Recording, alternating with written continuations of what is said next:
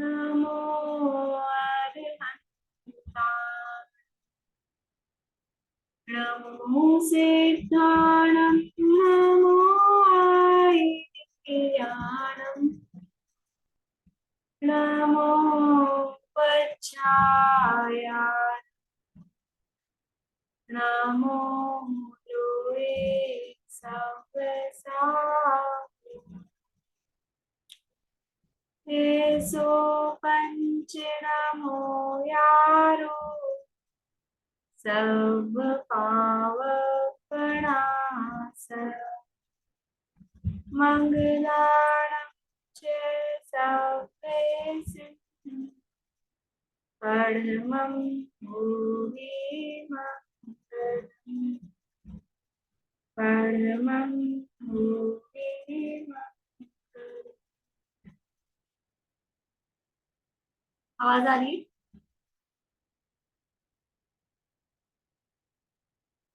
Jain basics के अंतर्गत हम लोगों ने बालबोध पाठमालाओं से शुरू किया था, और बालबोध पाठमाला भाग 1, 2, 3, इसके बाद में हमारे अभिप्राय ज्ञान पाठमाला, उसके भी 3 भाग हैं, और उसके तीनों भाग हमारे पूरे हो चुके हैं। विद्या ज्ञान पाठमाला के भी नहीं थी, तीनों नहीं, सॉरी, 2 भाग उसके पूरे हो चुके हैं, और उसका तीसरा भाग आज से हम प्रारंभ कर रहे हैं। विद्या ज्ञान पाठमाला भाग 3 है, और जिसके संपादक डॉक्टर हुकुमचंद जी भारिल हैं।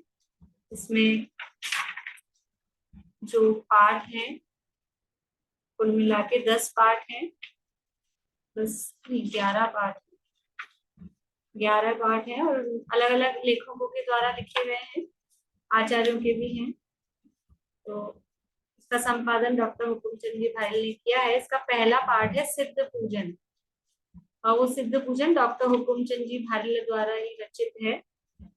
जो लोग रोज पूजन करते हैं उन लोगों ने की होगी, सुनी होगी, पढ़ी होगी।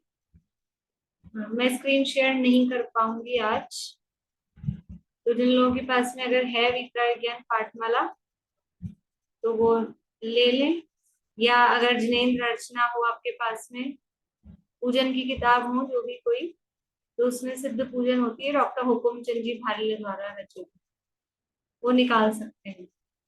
जिनेंद्र रचना या ब्रजवाणी संग्रह या और दूसरी कोई पूजन की पुस्तक हो उसमें देख लीजिए, सिद्ध पूजन डॉक्टर हुकुमचंद जी भारिल द्वारा रचित। स्थापना से शुरू करते हैं। चिदानंद स्वातम रसी, सत शिव सुंदर जान, ज्ञाता दृष्टा लोक के, परम सिद्ध भगवान, परम सिद्ध भगवान। जो विद्या ज्ञान पाठमाला भाग 2 थी, उसका लास्ट जो पाठ हमने पढ़ा था वो क्या था? देवशास गुरु की स्तुति। वही डॉक्टर हुकुमचंद जी भारिल द्वारा रचित देवशास गुरु पूजन की जयमाला थी, और अब ये उन्हीं के द्वारा रचित सिद्ध पूजन है। सिद्ध भगवान की इसमें पूजन की गई है। पूजन का मतलब क्या होता है? पूजन हो, भक्ति हो, आरती हो, मतलब क्या है? भगवान का गुणानुवाद। अब पूजन है तो वो हमने उसकी पद्धति बना रखी कि अष्ट द्रव्य चढ़ा के उसमें पूजन करनी है, तो उसको हम पूजन बोलते हैं। तो उसमें अष्ट द्रव्यों के 8 छंद अष्टक वो अलग होते हैं। पूजन के 5 अंग होते हैं। पूजन के 5 अंग होते हैं। कोई भी पूजन हम करेंगे तो 5 अंग कौन कौन से होते हैं पूजन के? पहला होता है स्थापना, फिर नहीं, हाँ, स्थापना, फिर पूजन,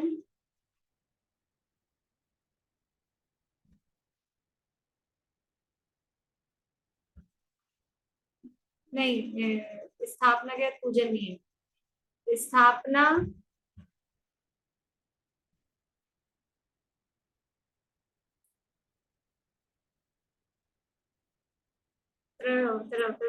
पहला आह्वानन, आह्वानन, फिर स्थापन, और फिर सन्निधिकरण। फिर से कर लीजिए। पूजन के 5 अंग, पहला आह्वानन, दूसरा स्थापन, तीसरा सन्निधिकरण,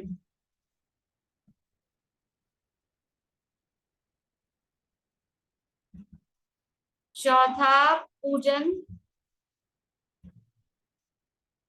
और पांचवा विसर्जन। फिर से बोलती हूँ, आह्वानन, स्थापन, सन्निधिकरण,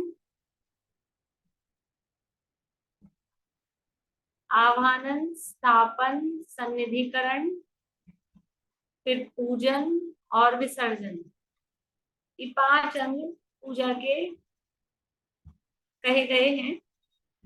तो सबसे पहले जो पहले प्रथम 3 अंग हैं, आह्वानन, स्थापन और सन्निधिकरण, जिसे हम स्थापना शब्द से ही बोल देते हैं, सबसे पहले वो की जाती है।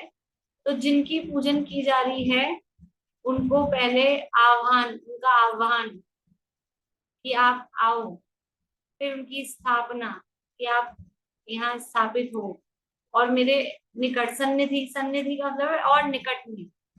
तो कहाँ स्थापना करनी है और किसकी स्थापना करनी है, कहाँ करनी है स्थापना और किसकी करनी है स्थापना। तो सिद्ध पूजन है तो सिद्ध भगवान का आह्वान कर रहे हैं।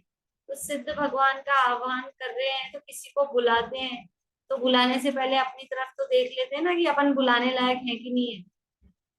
ऐसा होता है, कल संडे है तो किसी को बुलाना है, तो अपना घर में ही सब व्यवस्था हो रखी हो, इधर से कुछ टूट रहा हो, उधर से कुछ फूट रहा हो, कोई पानी टपक रहा हो, और कुछ ऐसा ऐसा हो रहा हो, कोई घर में समस्या हो रही हो, तो क्या बोलते हैं, अभी बुलाना बुलाना बाद में, पहले अपने घर को ठीक करा लेते हैं। कल संडे है तो कल ये काम करते हैं। बुलाने का काम कब करेंगे, कि जब आप किसी को बुला रहे हैं तो अपने घर को सुव्यवस्थित करते हैं कि नहीं करते हैं। करते ही स्पेशल होता है, यानी स्पेशली किसी को हम बुला रहे हैं तो बराबर घर की साफ सफाई और वो अलग ही टाइप से होती है। तो यहाँ किसको आह्वान कर रहे हैं, किसको बुला रहे हैं, सिद्ध भगवान को बुला रहे हैं। और ये तो सिद्ध भगवान का स्वरूप बताया है छंद में तो, लेकिन सिद्ध भगवान को बुला रहे हैं तो अपने जरा कहाँ आ रहे हैं वो सिद्ध भगवान, बुला कहाँ रहे हैं, थाली में, थाली में आएंगे सिद्ध भगवान, मंदिर में आएंगे, कि वो लौंग में या चावल में आएंगे, किस में आएंगे, कहाँ आएंगे सिद्ध भगवान, कहाँ आह्वान कर रहे हैं, या अपने हृदय में, कि मेरे हृदय में आओ। तो जरा अपना हृदय, वो जो घर है उसकी थोड़ा देख तो ले हिसाब किताब क्या है, क्या अपना हृदय सिद्ध भगवान को बुलाने लायक साफ सुथरा है क्या, सिद्ध भगवान आएंगे उसमें, बुला तो रहे हैं, प्रधानमंत्री को बुला रहे हैं, तुम्हारा घर है प्रधानमंत्री के आने लायक। हम किसी छोटे मोटे किसी व्यक्ति को ही बुलाते हैं तो जरा ऐसा लगता है कोई बड़ा समझ लो ऑफिसर हो या कोई कंपनी का मालिक हो और कोई कर्मचारी उसको बुलाना चाहता हो, तो वो देखता है ना अपना घर सेठ साहब को बुलाने लायक है कि नहीं है। सिद्ध भगवान कौन है, कौन है सिद्ध भगवान, 3 लोक के ऊपर जो राज करते हैं, लोक के शिखामणि, कहाँ रहते हैं सिद्ध भगवान, सबके सिर पर राज करते हैं ना। तो वो अपने हृदय में आए, अपना हृदय उस लायक है, पहले अपने हृदय को देख लें, साफ सफाई कर लें, कि रागी द्वेषी मोही कामी क्रोधी कषाई विषयी भोगी, ऐसे अपनी स्थिति हो रही है। तो सिद्ध भगवान अपने हृदय में आएंगे, उनको बुलाने से पहले वो भाव भूमि तैयार होनी चाहिए, किस हृदय में सिद्ध भगवान आएंगे, सिद्धों का प्रवेश कहाँ होगा, तो अपने हृदय में वो भाव भूमि, खाली किताब खोल के पूजन पढ़ ली और इधर से उधर थाली में माल चढ़ा दिया। वास्तव में जितनी भी सिद्ध पूजन है ना, मतलब बहुत ही भाव भरी हुई भी है, चाहे बाबूजी युगल जी वाली हो, निज वज्र पौरुष से प्रभु वो वाली हो, चाहे ये दादा वाली डॉक्टर हुकुम चंद जी भाई वाली हो, चाहे बड़े पंडित जी साहब की, मैंने आपको कल परसों दिन में उसकी लाइनें सुनाई थी, बहुत ही अच्छे भाव। और संस्कृत की सिद्ध पूजन का एक बार अपन ने अर्थ किया था, आप लोगों को ध्यान हो तो, संस्कृत की सिद्ध पूजन का नयन जी पंडित जी को बुला के उसका अर्थ अपन ने किया था, अपने चैनल पे है। तो सब में बहुत भाव भरे, क्योंकि सिद्धों का जो स्वरूप है वही मेरा स्वरूप है, मेरा जो स्वरूप है वही सिद्धों का स्वरूप है, बिल्कुल एक सा है। इसलिए सिद्धों की पूजन वो प्रकारांतर से अपने स्वरूप का ही गुण स्मरण है उसको। तो सिद्धों का आह्वान कर रहे हैं, फिर सिद्धों की आह्वान में तो बुलाते हैं, आओ फिर यहाँ आ जाओ, मेरे मन में स्थापित हो जाओ। और फिर उससे भी तसल्ली नहीं होती, नहीं नहीं मेरे पास में, बिल्कुल मेरे पास में, यहाँ बैठो, पास में बैठो। तो ऐसा सन्निधिकरण, उसके लिए छंद दिया है। चिदानंद स्वातम रसी सत शिव सुंदर जान, ज्ञाता दृष्टा लोक के परम सिद्ध भगवान। कैसे हैं सिद्ध भगवान? इतने छोटे से दोहा में सिद्ध भगवान का स्वरूप पूरा बताया है। चिदानंद, चिद और आनंद, चित यानी चैतन्य, चैतन्य ज्ञान, ज्ञान दर्शन को चैतन्य कहते हैं। और आनंद, तो जो ज्ञान और आनंद, चैतन्य में यदि भी ज्ञान दर्शन दोनों आते हैं, लेकिन चिदानंद है तो ज्ञानानंद उसका अर्थ कर सकते हैं, ज्ञान प्रधान है, मुख्य है। जो ज्ञानानंद स्वभावी है, ऐसे चिदानंद। और स्वातम रसी, अपनी आत्मा के आनंद रस में लीन रहने वाले, स्वातम रसी, अपनी आत्मा के रसिया, रसी यानी उसके रसिक। तो आत्मा में क्या है जिसका रसिक है वो, कि आत्मा में आनंद भरा है। जैसे रसिक मतलब है कि इसके वो, जिसको वो प्रिय लगता हो। जैसे बच्चे होते हैं वो आइसक्रीम के रसिक, टॉफी चॉकलेट के रसिक, या अभी वर्तमान परिस्थितियों में मोबाइल के रसिक। तो ये सिद्ध भगवान कैसे हैं? वो अपनी आत्मा के रसिक है, अपनी आत्मा में ही लीन रहने वाले हैं। और सत, सत अर्थात जिनकी सत्ता है, जो है विद्यमान है। ऐसा नहीं है कि सिद्ध कोई कहे कि कहाँ है सिद्ध, दिखते तो है ही नहीं, ऐसे ही यूं ही, तो ऐसे कोई हवा में ही बातें हैं खाली, ऐसा नहीं है। वो है, उनकी सत्ता है, सत्य। और कैसे हैं? शिव, शिव का अर्थ होता है कल्याणकारी। शिव का मतलब है कल्याणकारी। तो जो कल्याणकारी हैं, दूसरे का कल्याण करने वाले हैं, जिनका स्वयं का कल्याण, जिन्होंने स्वयं अपना कल्याण किया और दूसरे का भी कल्याण करने में निमित्त है, ऐसे शिव। और सुंदर, सुंदर का मतलब क्या है? सिद्ध भगवान सुंदर होते हैं। शक्ल कैसी होती है सिद्ध भगवान की? कैसी शक्ल होती है? कौन सी शक्ल सुंदर होती है? शक्ल होती है सिद्धों की नहीं, शरीर रहित होते हैं। शरीर रहित होते हैं, फिर सुंदर कैसे कह रहे हो आप? कि शरीर की, हमने आज तक शरीर से ही सुंदर सुंदर भी समझ रखा है। सुंदर कौन होता है? समय सार में तीसरी गाथा है, एकत्व निश्चय गत समय सर्वत्र सुंदर लोक में, विसंवाद है पर बंध की यह कथा ही एकत्व में। क्या है सुंदर? कौन होता है सुंदर? जो एकत्व है, जो अकेला होता है वो सुंदर होता है। जो चीज अकेली है वो सुंदर है, और जहां मिक्स किया, वो मिलावट हो गई, वो असुंदर हो गया, वहां सुंदरता खत्म हो गई। प्रत्येक वस्तु अपने अपने में सुंदर है। जो वस्तु जैसी है उसका जो स्वरूप है वही सुंदर है।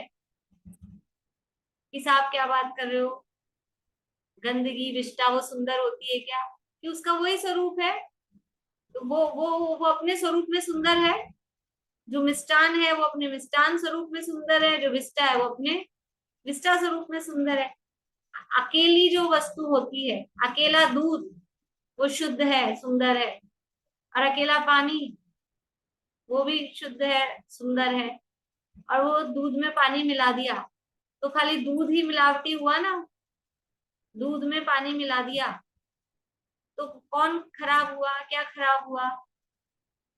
कि दूध भी खराब हो गया और पानी भी खराब हो गया। पानी भी कहाँ रहा? वो पानी भी कहाँ शुद्ध साफ रहा? तो जहां मिलावट होती है वहां सुंदरता खत्म हो जाती है, जहां एकत्व है वहां सुंदर है। और सिद्ध भगवान कैसे है? सिद्ध भगवान सब अपने अपने में, अपने एकत्व को लिए हुए अपने अपने में है। वहां किसी प्रकार की द्रव्य कर्म की, भाव कर्म की, नो कर्म की, किसी प्रकार की कोई मिलावट वहां पर नहीं है, इसलिए वो कैसे हैं, सुंदर है। नीचे लिखा है अर्थ त्रैकालिक शुद्ध स्वभावी है।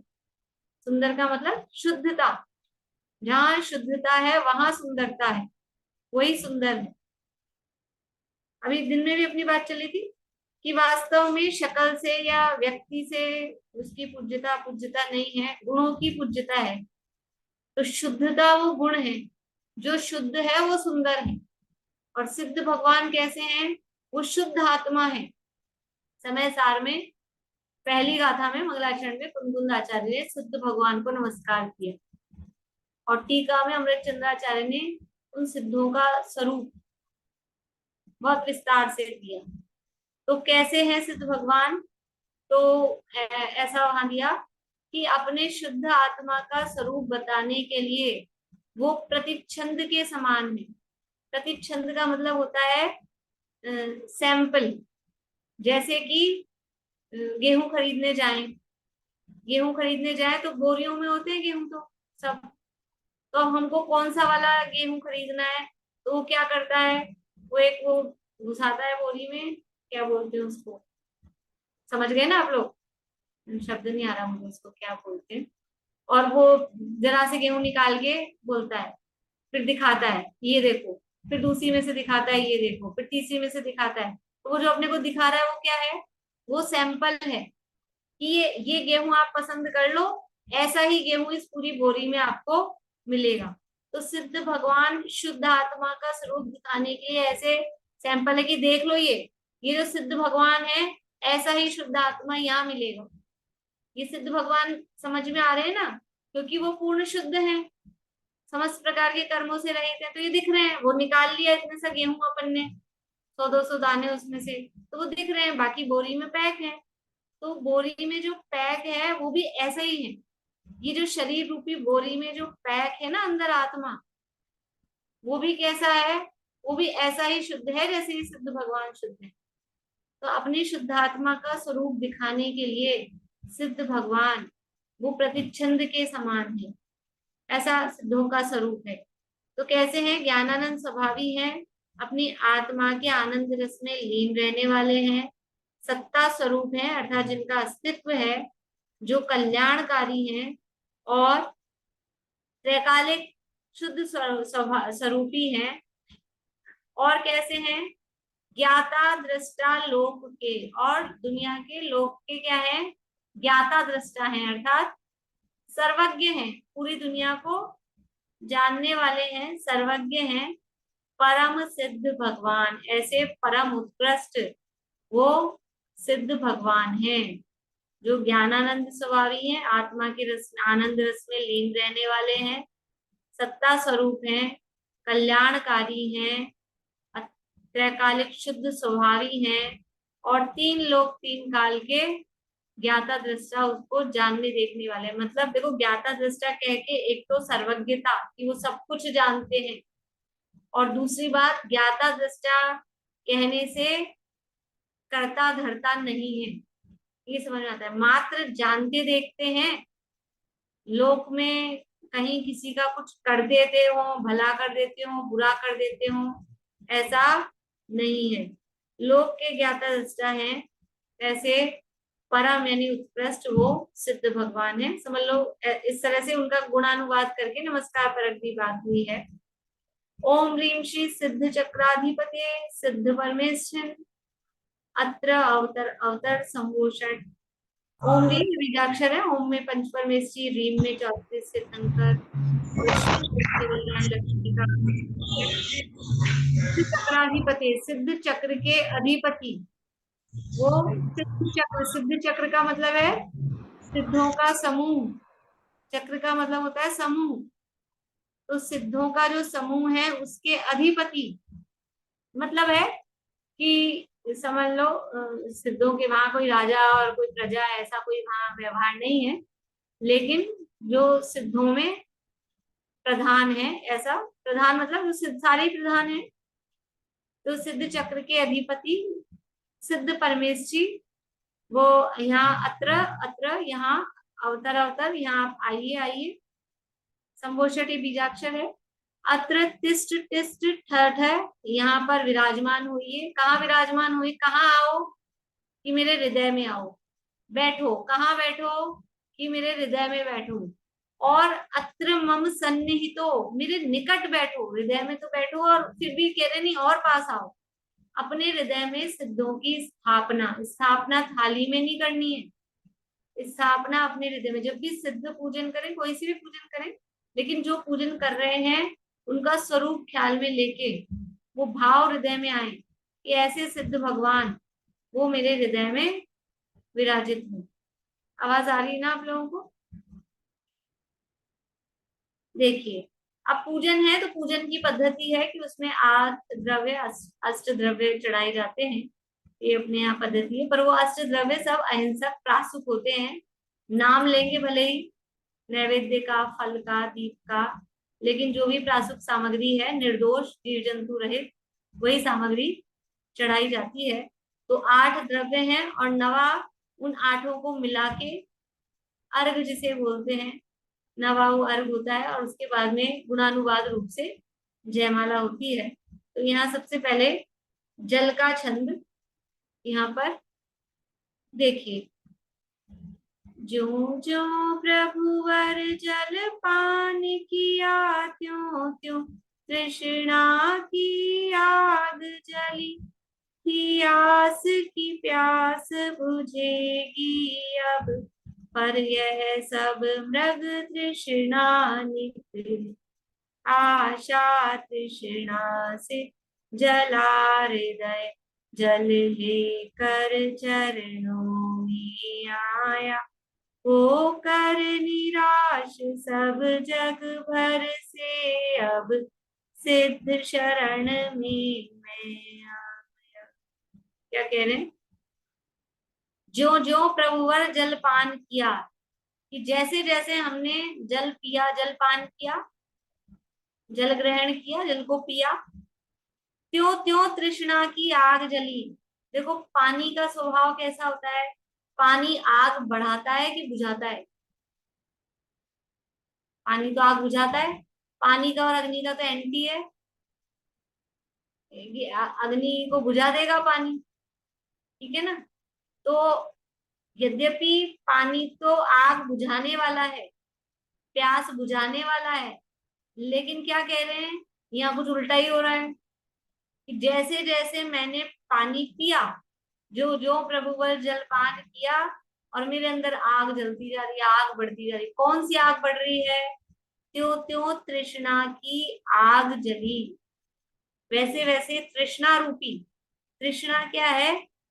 तृष्णा वो है जो कभी बुझती नहीं, उसका नाम है तृष्णा। कि ये ऐसा लगता है कि बस इतना हो जाए तो बहुत है, लेकिन वो उतना हो जाता है तो फिर थोड़ा और ये हो जाए तो फिर ठीक है, फिर वो थोड़ा और मिल जाता है तो थोड़ा और मिल जाए। मृग तृष्णा का नाम ये नीचे दिया है, मृग तृष्णा। ये देखिए कि जो जो प्रभुवर जल पान किया, त्यों त्यों तृष्णा की आग जली, थी आस की प्यास बुझेगी अब, पर यह सब मृग तृष्णा निकली। हम पानी पीते हैं, क्यों पीते हैं? प्यास बुझाने के लिए। बुझ गई प्यास? किस किस की प्यास बुझ गई है? किस किस की प्यास बुझ गई है? ये अभी पानी पी के बैठे थे और कुछ लोगों को तो बीच में ही जरूरत पड़ जाती है, पौन एक घंटा भी नहीं बैठ पाते हैं। क्या सोचा था, पानी पिया था जब क्या लगा था, हाँ प्यास बुझ गई, लेकिन फिर क्या होता है, बुझ जाती है कि आधा पौन घंटे में फिर से प्यास, और फिर पी लिया कि नहीं, वो थोड़ा पानी गरम गरम था, ऐसा था, अच्छा ठंडा बढ़िया मीठा शिकंजी, वो पी ले, फिर तो बुझ जाती है ना। गर्म पानी से प्यास नहीं बुझती, कुछ लोगों की ठंडे पानी से बुझती है, कुछ कहते हैं ठंडे, ज्यादा ठंडा होता है फ्रिज का तो भी प्यास नहीं बुझती, नॉर्मल पानी चाहिए। तो तरह तरह के पानी पी के देख लिए, प्यास बुझ गई क्या? कि केवल आशा ही थी, इतनी आस कि प्यास बुझेगी अब, पर क्या हुआ? यह सब मृग तृष्णा निकली। जैसे रेगिस्तान में हिरण प्यास के कारण परेशान होता है और देखता है दूर से, और धूप पड़ रही है भयंकर, गर्मी के दिन है, तो रेगिस्तान की मिट्टी चमकती है, तो वो सोचता है अरे वो पानी दिख रहा है, तो दौड़ दौड़ के जाता है और वहां तक पहुंचता है तो पानी तो होता नहीं। फिर वहां देखता है पानी नहीं, फिर वहां खड़े होकर कहीं दूर देखता है तो वो जगह चमकती हुई दिखती है। फिर आगे दौड़ता है, फिर वहां तक पहुंचता है प्यासा, दौड़ दौड़ के, और फिर वहां पहुंचता है पानी होता नहीं, फिर देखता है आगे, अरे आगे दिख रहा है, फिर आगे दौड़ता है, तो क्या होता है, प्यास बुझ जाती है उसकी। कि इस तरह से दौड़ दौड़ के पानी की तलाश में प्राण चले जाते हैं उसके, लेकिन पानी नहीं मिलता। ऐसे ही हम ये अपनी तृष्णा की इच्छा रूपी खाई, वो है ना, तृष्णा की खाई खूब भरी, पर रिक्त रही वह रिक्त रही।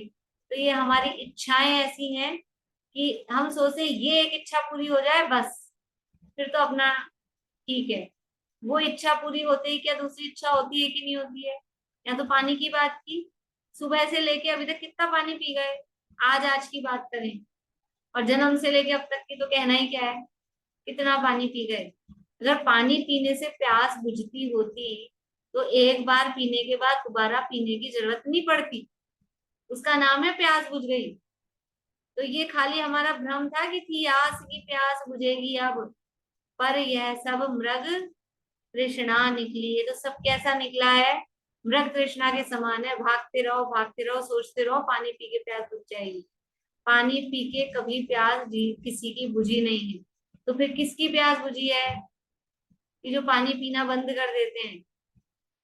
आप देखो, सुबह से 8 बजे से, मैं तो 8 पता नहीं लेट बोल रही हूँ, कुछ लोग 6 बजे से 7 बजे से जब से भी खाना पीना चालू कर देते हैं, सुबह से मंदिर जाके करते हैं, 8 9 बजे 10 बजे करते हैं, तो 8 बजे कर लिया अपन ने, समझ लो दूध नाश्ता कुछ भी, और फिर क्या होता है, फिर 11 बजे फिर भूख लग जाती है, फिर 11 बजे भोजन, 12 बजे भोजन।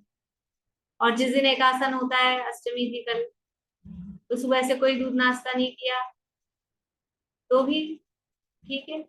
और जो अभी पर्व के दिन चल रहे थे, 10 लक्षण वगैरह, तो उपवास किया, तो उपवास किया तो पानी पिया ही नहीं सुबह से। तो जब पानी नहीं पिया है ना तो कुछ ज्यादा प्यास नहीं लगती है, और पीते जाओ, खा लिया तो उसके बाद खाने के बाद भी लगती है, और वैसे भी एक बार पी लिया तो फिर और लगेगी। तो ये वास्तव में पानी से प्यास नहीं बुझती है। प्यास जो लग रही है उसका मूल कारण क्या है, उसका मूल कारण ये है कि उल्टी मान्यता, कि ये पानी से मेरी प्यास बुझ जाएगी।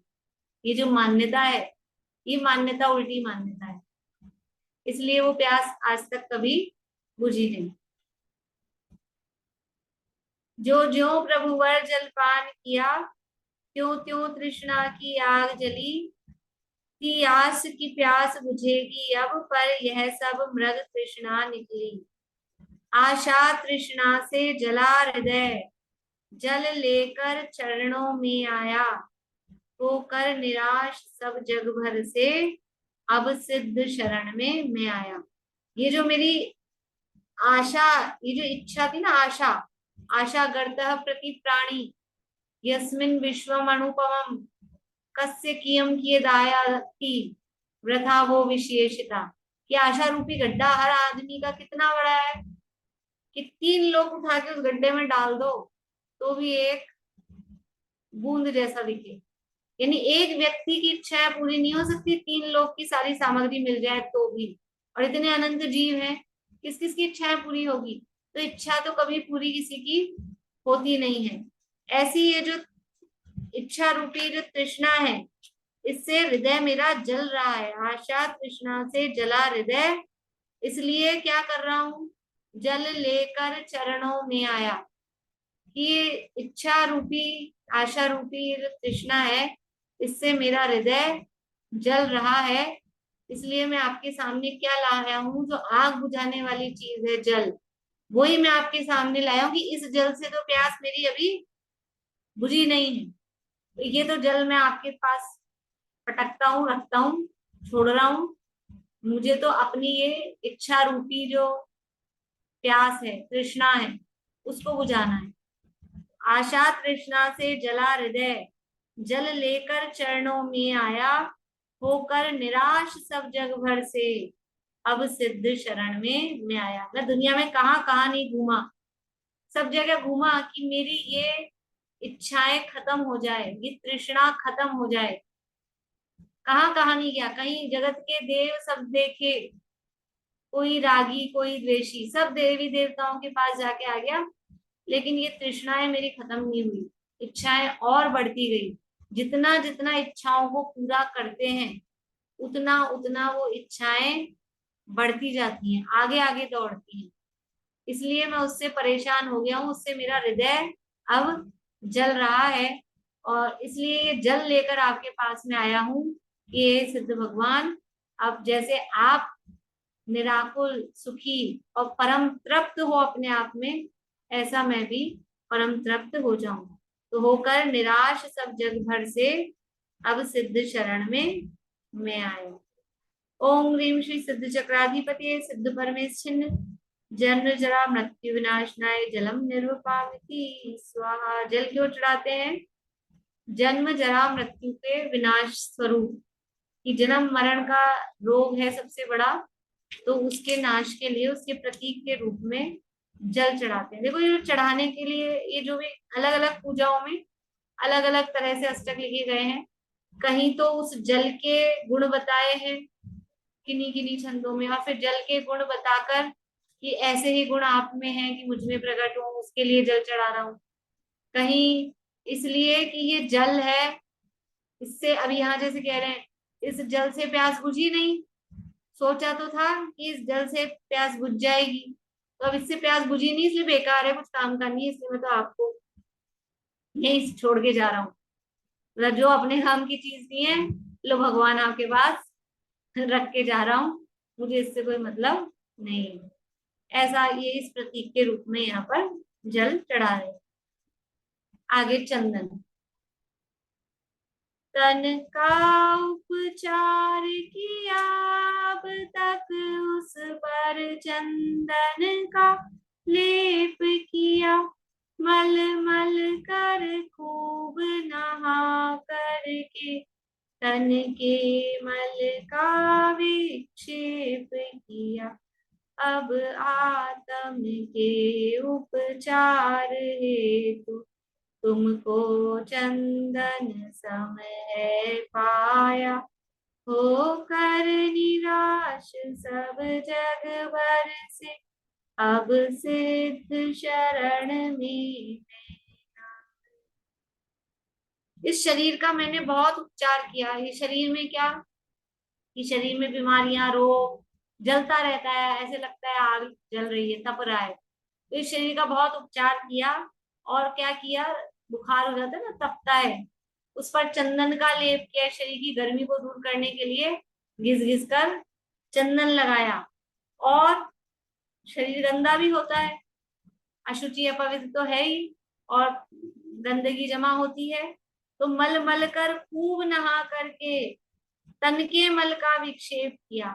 शरीर का तो बहुत उपचार किया, इस पे चंदन लगाया, समझ लो ठंडक के लिए लगाया, इसको सुंदर दिखाने के लिए लगाया, इसको सुगंधित बनाने के लिए लगाया, अलग अलग प्रयोजन से चंदन का लेप किया, और इस शरीर की गंदगी को दूर करने के लिए खूब मल मल के, रगड़ रगड़ के खूब, और जाने क्या क्या लगा के, हिंसा का हिंसा, सब तरह की चीजें लगा लगा के तन के मल का विक्षेप किया। तन पे जो मल चढ़ जाता है उसको दूर कर दिया, विक्षेप किया यानी उसका, उसको हटाया, उसको दूर किया, क्षेपण किया। ये शरीर का तो बहुत किया, लेकिन आत्मा का कुछ नहीं किया। तो कह रहे हैं अब आत्म के उपचार हेतु, इस शरीर का तो उपचार किया, उसकी गर्मी को दूर करने के लिए चंदन का लेप किया, और उसकी गंदगी को दूर करने के लिए मलमल कर नहाया, लेकिन आत्मा में जो गर्मी चढ़ी हुई है, कौन सी गर्मी है आत्मा में? कषायों की गर्मी है, क्रोध मान माया लोभ, ये कषायों की गर्मी। और मल कौन सा है आत्मा में? ये मोह राग द्वेष, ये मल है।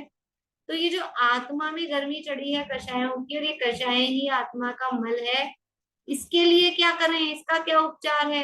ये बाहरी चंदन और ये बाहरी स्नान शरीर को तो ठंडक पहुंचा सकता है, शरीर को तो शुद्ध कर सकता है, यद्यपि शरीर शुद्ध होता नहीं है, लेकिन फिर भी एक बार को शरीर को तो शुद्ध शुद्ध किया।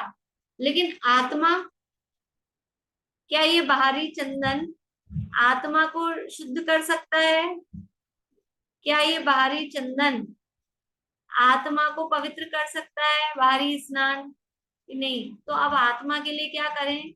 अब आत्म के उपचार हेतु तुमको चंदन सम है पाया। मेरे आत्मा में अंदर ये कषायों की गर्मी कब शांत होगी? दिन में आई थी आज बात। औषधि क्या है? औषधि, उपचार क्या है? क्या है औषधि? बोलिए प्रेमलता जी, क्या है औषधि? चालू कर लीजिए, आवाज चालू कर लीजिए। रेणु जी बोलिए। भगवान की वाणी। भगवान की वाणी, जिन वचन, म्यूट भी कर लीजिएगा। जिन वचन ही परम औषधि हैं। तो ये सिद्ध भगवान आप ही चंदन के समान हो, जिस जिन जिन सिद्धों के स्वरूप का स्मरण करने से मन में अंदर आत्मा में शांति प्राप्त होती है। जैसे शरीर में चंदन का लेप लगाओ तो ठंडक आती है, ऐसे ही भगवान के स्वरूप का स्मरण करने से ऐसे अंदर शांति की प्राप्ति होती है। सुबह मंदिर में बैठ के शांति में और ये पूजन करना और देखना, भगवान को निहारना कि कैसा है भगवान का स्वरूप, ऐसा लगना चाहिए जिन रूप ही देखने लायक है। और ऐसा लगना चाहिए भगवान के दर्शन करते समय कि तेरे चेहरे से नजर नहीं हटती, नजारे हम क्या देखें। ऐसी फीलिंग भगवान को देखने से आनी चाहिए कि भगवान के समान दूसरा कौन रूपवान है, रूप भी देखना है तो और दुनिया में सुंदर दिखता है क्या भगवान के समान? और फिर ये तो सिद्ध भगवान, तो इनका तो बाहर से शरीर तो दिखने वाला है नहीं, तो ऊपर इसीलिए पहले दो लाइन में छंद दोहे में स्वरूप बता दिया कैसे हैं कि सबसे सुंदर दुनिया में कोई है तो कौन है? कौन है सबसे सुंदर? कि सिद्ध भगवान। क्यों? क्योंकि वैसा ही जो मम स्वरूप है सिद्ध समान, जो मैं हूं वह है भगवान। जो भगवान है वो मैं हूं, और जो मैं हूं वो भगवान है। इसलिए वो सुंदर है क्योंकि मैं जैसा मैं हूं वैसे वो है, तो वही सुंदर।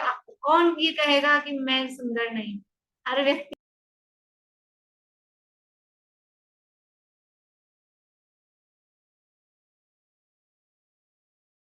आवाज नहीं आ रही है।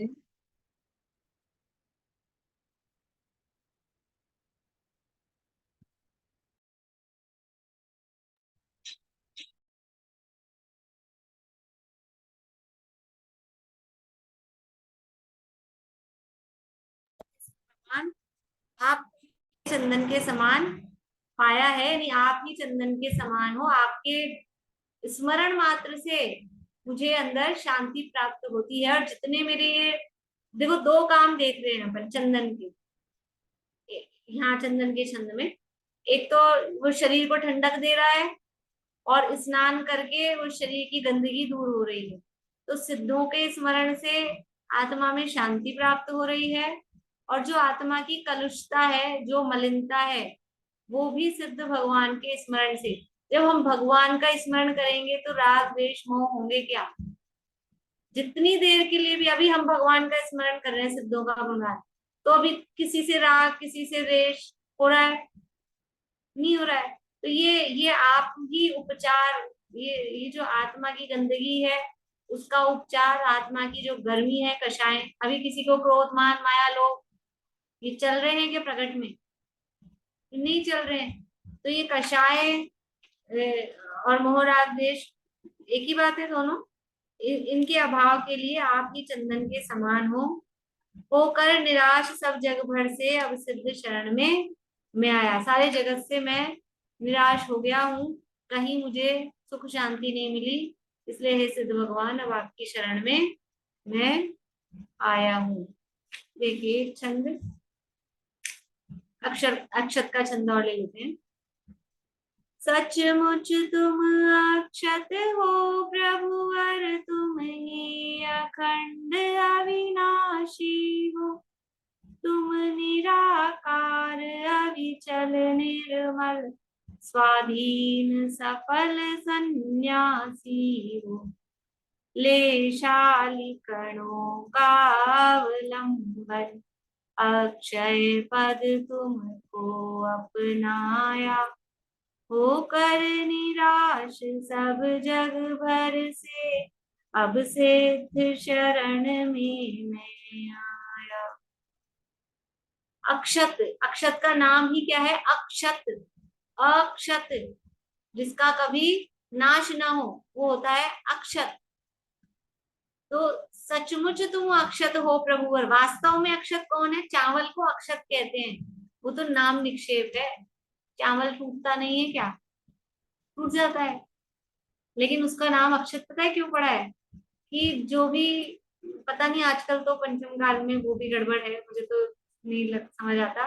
ऐसा कहते हैं चावल अंदर से नहीं छेदा जाता है। जैसे कोई जीव हो जाते हैं ना, घुन हो गए, इली सुलसुली हो गई, तो वो गेहूं के अंदर घुस जाएगी, मुंह मोड़ के अंदर छेद करके प्रवेश कर जाएगी। लेकिन चावल के अंदर नहीं घुसता है। ऊपर ऊपर हो जाएंगी तो छानेंगे तो निकल जाती है, लेकिन उसके अंदर नहीं प्रवेश करती है। बोलिए रेणु जी। नहीं मैम, चावल के अंदर भी प्रवेश करते हैं। हाँ, वही तो मैं बोल रही हूँ। अभी तो पंचम काल में मुझे वही मैंने पहले ही बोल और दिया बोलते हैं कि चावल है ना, चावल एक बार कि बोने के चावल बाद के उसका अंदर नहीं प्रवेश करती है। चावल मतलब वापस उगता नहीं है, उस चावल से वापस चावल नहीं उगा हाँ, सकते हैं चावल वो उगता नहीं है। लेकिन वापस। यहाँ अक्षत का अर्थ तो उगने से नहीं जमेगा ना। अक्षत का तो मतलब है जिसका क्षय नहीं है।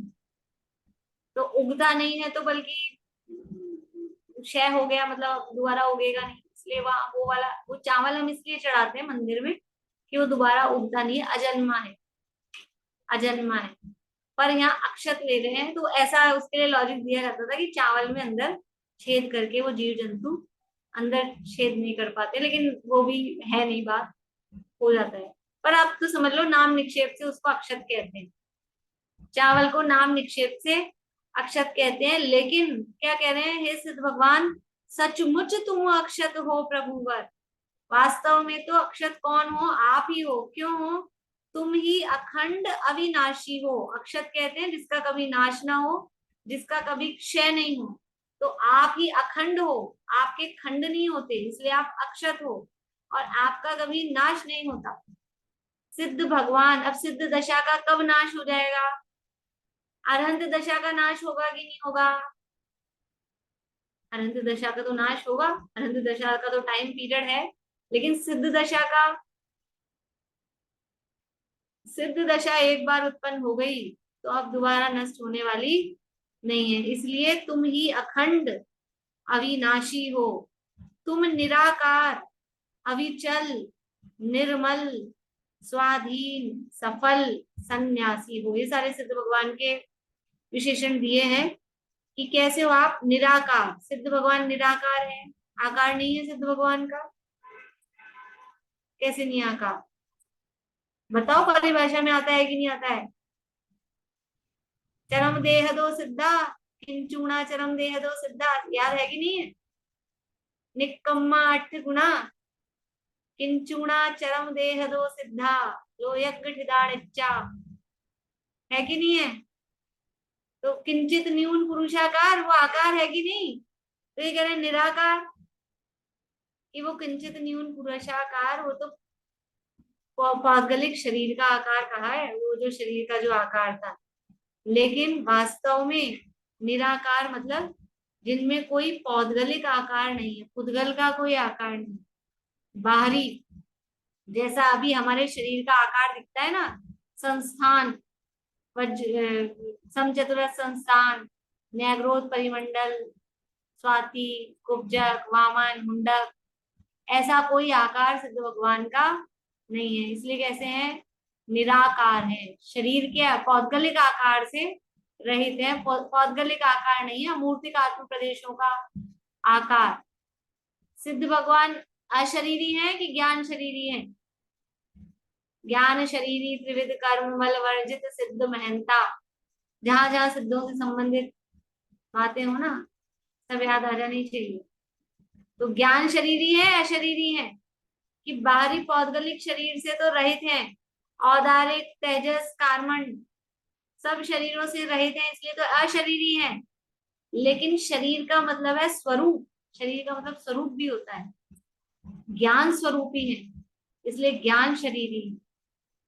तो यहाँ जो निराकार कहा है वो निराकार है, पौद्गलिक आकार से रहित है, लेकिन साकार है कि नहीं है?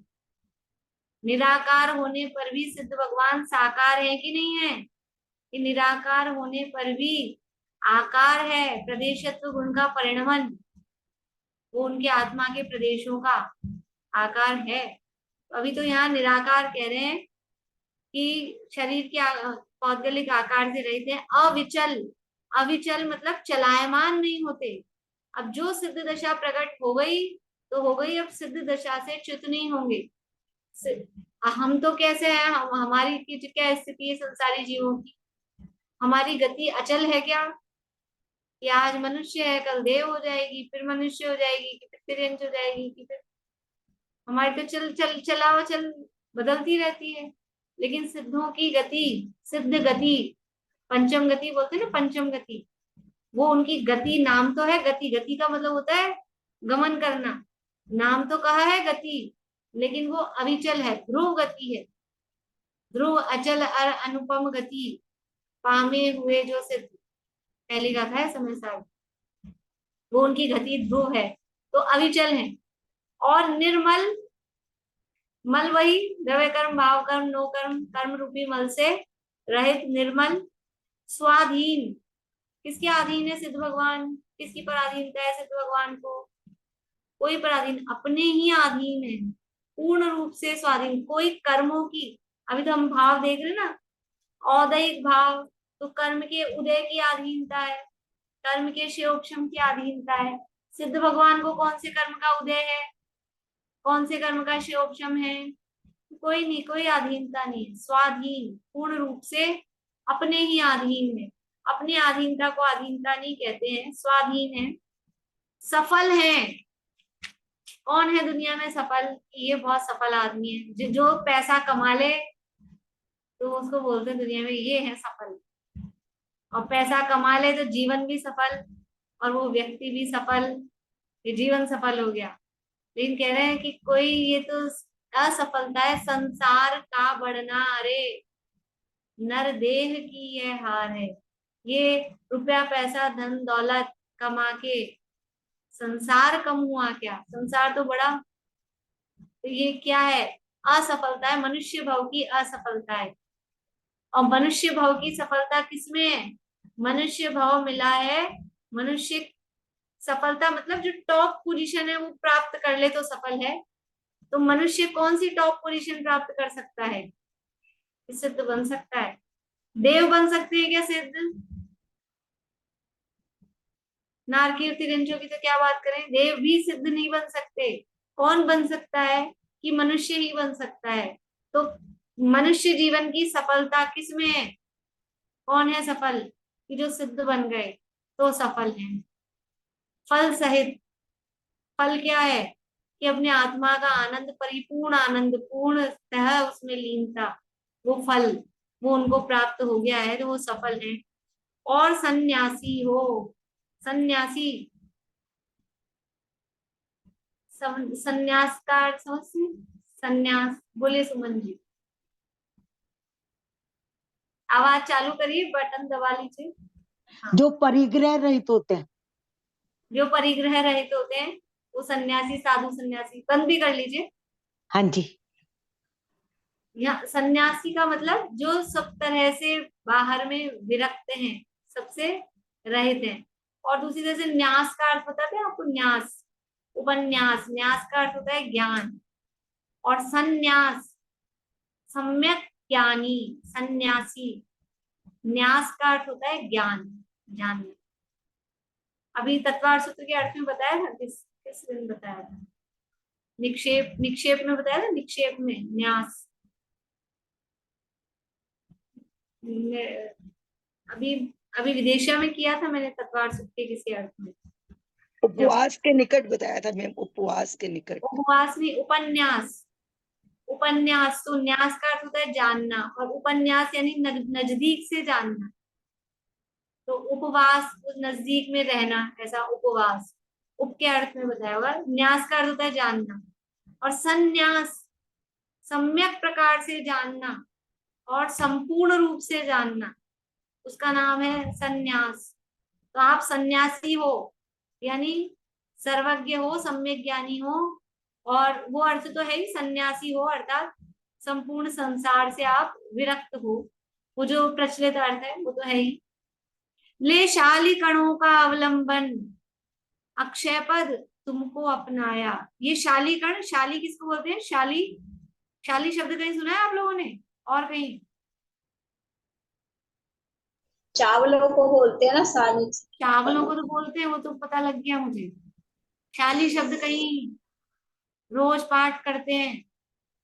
निष्पन्न शाली वन शालिनी जीवलोके, बोलते हैं कि नहीं बोलते भक्तामर में? शालीवन धान्य का खेत, चावल को धान्य बोलते हैं। शाली यानी धान्य, चावल। ले शाली कणों का अवलंबन, इन शाली कण, ये चावलों के कण को, थोड़े से चावल लिए हैं, इनका अवलंबन लेके मैं आपको चढ़ाने आया हूँ, मतलब इसको हमने आधार बनाया है। हे अक्षय पद, अक्षय पद संबोधन दिया है। आप अक्षय पद के धारी हो, आपका जो पद है उसका अब कभी नाश नहीं होगा। अक्षय पद तुमको अपनाया, मैंने भी इस अक्षय पद को अपनाया है, मैं भी इस अक्षय पद को अपना रहा हूं। होकर निराश सब जग भर से, अब सिद्ध शरण में मैं आया। सारे जगत से उदास होके, क्योंकि कहीं मुझे सुख की प्राप्ति हुई नहीं, कहीं शांति मिली नहीं, तो सारे जगत से निराश होकर, उदास होकर अब आपकी शरण में, हे सिद्ध भगवान, मैं आ गया हूँ। ओम ह्रीम श्री सिद्ध चक्राधिपति सिद्ध परमेश्वर, अक्षय पद प्राप्त है। आपके जैसा अक्षय पद प्राप्त करने के लिए उसके प्रतीक रूप में ये अक्षत यहाँ चढ़ाते जा रहा हूँ। इस तरह से ये 4 छंदों की स्थापना और अक्षत तक के छंद की बात हुई है। नेक्स्ट क्लास में अपन आगे और शेष चर्चा करेंगे। बहुत ही अच्छी जयमाला ही बहुत अच्छी है, और बहुत अच्छे भाव है, अष्टकों में है। अवश्य रोज पूजन अवश्य करनी चाहिए, भले ही सामग्री से ना करें, व्यवस्था नहीं होती हो, समय कम हो, तो एक पूजन खोल के पढ़ लें, जरूर पढ़ लें, मतलब पढ़ डालें नहीं, भाव पूर्वक। और याद करने के लिए अच्छा तरीका है कि रोज एक ही एक पूजन को रोज बोल के पढ़ें, तो वो याद होने लग जाती है, तो मेहनत भी नहीं होती अलग से, वो याद हो जाती है। कुछ कुछ चीजें इस तरह से याद होनी चाहिए, और जो जिनमें अपन अपने को अपना सिलेक्ट करना चाहिए कि मुझे किस में भाव लग रहे हैं। जो सबकी अपनी अपनी रुचि होती है, मैंने आपको बताया था परसों कि वो बहुत अच्छी लगती है 2-3 पंक्तियां, इसमें भी ऐसी बताऊंगी। तो आपको हो सकता है कोई और अच्छी लगती हो, अच्छी मतलब जिसमें अपना मन रम जाता हो, वो अच्छी लगना।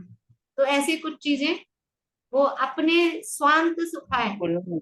वो बोलनी चाहिए, याद करनी चाहिए, भगवान के सामने खड़े होकर भी बोलना चाहिए जरूर।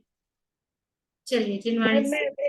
एक एक लाइन बोलना चाह रही हूँ। मेरी मम्मी का बहुत प्रिय भजन था, नाम तियारा तारन नारा, कब तेरा दर्शन होगा, तेरी प्रतिमा इतनी सुंदर तो कितना सुंदर होगा। तो सुंदरता का यार, मेरी मम्मी का बहुत प्रिय भजन था ये।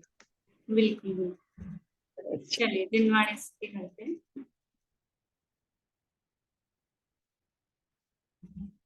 नहीं जन्मो नहीं मरता, नहीं घटता नहीं बढ़ता, अगुरु लघु रूप ध्रुव ध्यायत, सहज जीवन हमारा है, सहज ऐश्वर्यमय मुक्ति, अनंतो गुणमयी देवकी, दिलसती नित्य ही सेवकी, सहज जीवन हमारा है, अहो चैतन्य आनंदमय, सहज जीवन हमारा है, अनादि अनंत ध्रुव निरपेक्ष ध्रुव जीवन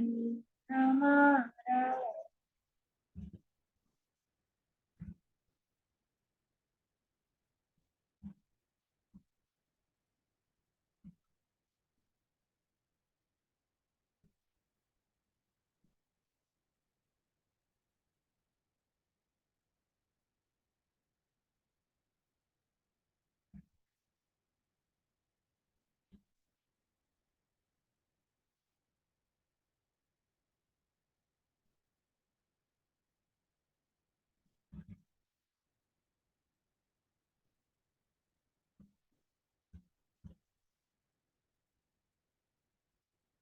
जय गुरु आश्रम में गुरुवाणी माता की जय।